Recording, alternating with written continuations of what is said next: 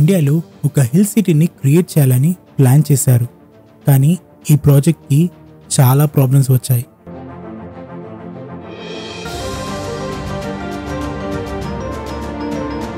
హిల్స్లో లేక్ పక్కన modern రోడ్స్తో విలాస్తో build అయి ఉంది.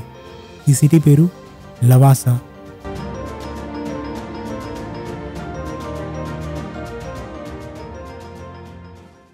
ఈ సిటీ మహారాష్ట్రలో ఉంది, అది కూడా పూణేకి దగ్గరలో.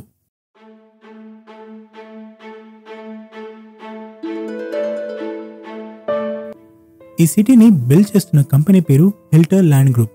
వీళ్ళ ఐడియా సింపుల్, ఇండియాకి ఒక మోడర్న్ ప్లాంట్ హిల్ సిటీని క్రియేట్ చేయాలని. దీని ఇన్స్పిరేషన్ కూడా ఇటలీలో ఉన్న పోర్ట్ఫోనియా టౌన్ నుంచి తీసుకున్నారు. ఇది 2000 ఇయర్లో కన్స్ట్రక్షన్ స్టార్ట్ అయింది. రిసార్ట్స్, లగ్జరీ విలాస్ అన్నీ ప్లాన్ చేశారు. ఇనిషియల్గా అందరూ చాలా ఎక్సైటెడ్గా ఉండే. లవాసాకి ఇన్వెస్టర్, టూరిస్టులు, ప్రొఫెషనల్స్ అందరూ అట్రాక్ట్ అయ్యారు అండ్ ఇన్వెస్ట్ కూడా చేశారు.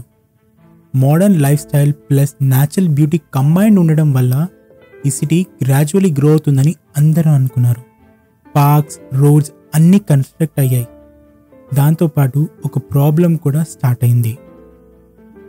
వెస్టర్న్ ఘాట్స్లో మ్యాసివ్ కన్స్ట్రక్షన్ చేయడం చాలా రిస్కీ అని environmental activist and government officials చెప్పారు.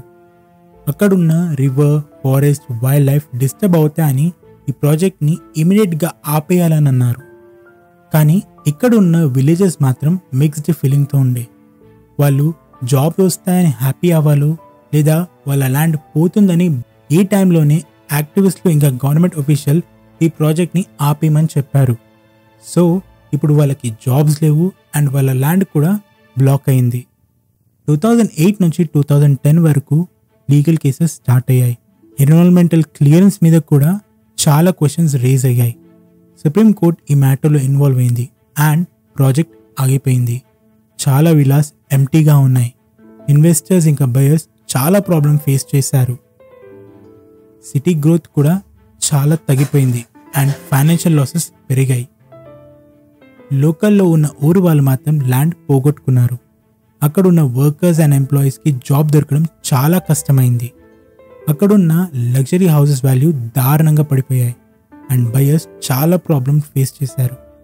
సో దానితో ఈ ప్రాజెక్ట్ కంప్లీట్గా ఆగిపోయింది. ఇప్పుడు లవాసా మొత్తం ఖాళీగా ఉంది.